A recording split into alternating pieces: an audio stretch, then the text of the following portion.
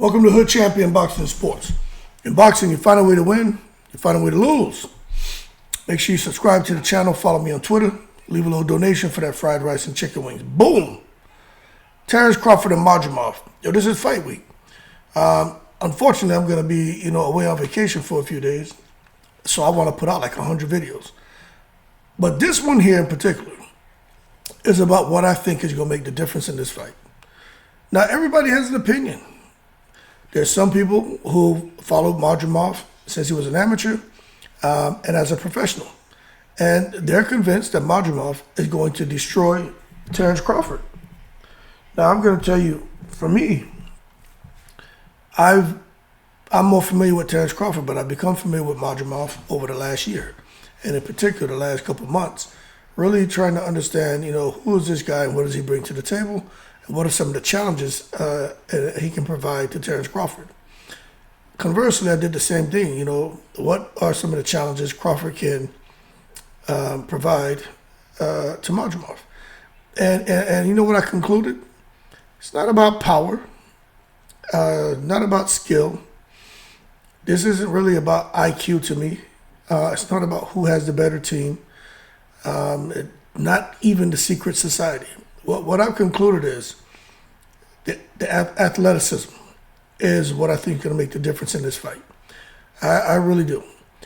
When you hear people talk about Madrimov, and not just his trainer, was it Joel Diaz, anyone and everyone who talks about him, even when you watch him in the ring, you can see he's extremely athletic. I have no doubt if Madrimov would have wanted to be a basketball player, forget the height, just his athleticism, probably could have done it. If he wanted to be a soccer player, could have done it. Man, I want to play rugby, cricket, football, any sport he would have applied himself towards, I think he would have been able to do it with no problem.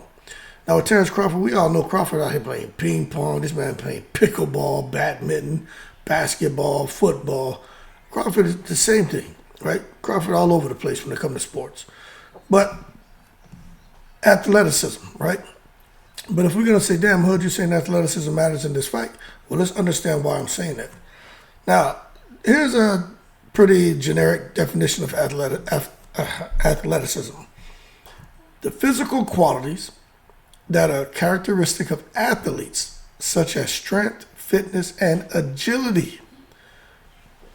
Okay? Now, right here, they're using it in a sentence, right? What he lacks in stature, he more than makes up for with speed and athleticism. What he lacks in stature, he makes up. So when you see these fighters get in the ring and there's certain qualities that Madrimov has, maybe Crawford doesn't have, or certain qualities that Crawford has, Madrimov doesn't have, it can be compensated with the athleticism both of them possess. So it's a matter of finding out this weekend, and this is just my opinion, right? Don't tell me I'm wrong. I'm not going to tell you you're wrong. Just listen to what I'm saying. It can take you a long way when you learn to listen a whole lot and talk very little. We're going to see this weekend just how athleticism and how it shows up in the fight and the role it plays during the fight. Because you say, well, damn, Crawford he's got the IQ, the skill. He's been fighting as a pro for a long time, hood champion. What are you talking about? Nah, you've seen Crawford in a lot of fights where Crawford ends up, but damn nose itching, man. I got the Ryan Garcia going on. You've seen Crawford in a lot of fights where he just has to bite down on his gum shield, right? And he has to fight. He has to use those feet. He's got to use that athleticism that he has to get those wins. You know who else was very athletic? I'll give you a good example of seeing two guys. Now, they had all the intangibles, but where athleticism showed up in a fight was Zab Judah and Floyd Mayweather. Remember when Zab Judah and Floyd Mayweather, like the feet almost got tangled and Floyd didn't go down? How about when Ricky Hatton rushed Floyd Mayweather, hit him with a jab, and Floyd stumbled back, but he didn't fall down? Those are things where the athleticism shows up, talking about agility and etc. And with Crawford, he has that. Madrimov has that too. So it's a very, very interesting fight. I see people out here just saying shit for clicks. No, I'm really looking at this. And for me, I don't mind doing some fun videos. You know, I like to joke. But for this, and me really saying, okay, what's going to be the decision maker? And I think it's whose athleticism shows up and whose athleticism can really make a difference in those rounds. But it's here, look, this is what I'm telling you is a fact. Crawford switch hits. We know that. That man goes into the phone booth, turns into southpaw, man. He'll fight a whole fight southpaw. He's right-handed. In addition to that, Madrimov, he goes into the phone booth, turns into southpaw man too. Can fight a whole fight southpaw.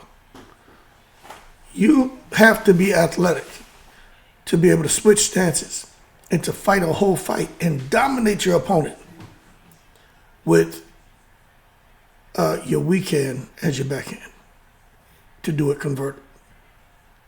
That's not easy to do. That also tells a lot about these guys, sitting athleticism aside. They're both strong. They're strong, man. That tells you that they have power in both hands. So I think it's going to be very interesting to see when they're switching and maybe feet are tripping or guys trying to get out of the way of shots. And then you got to see that athleticism going to have to show up. Because like it says in the definition, when a person lacks in stature, right? Madrimov's not as tall as Crawford. Crawford's not as thick as Madrimov. So they both lack something in stature there, right? But it can be made up with speed and athleticism. They both have speed, they both have agility, they both have athleticism. And I really think that's going to make the difference in the fight. Y'all keep cool. Shout out to the veterans, all 7 continents.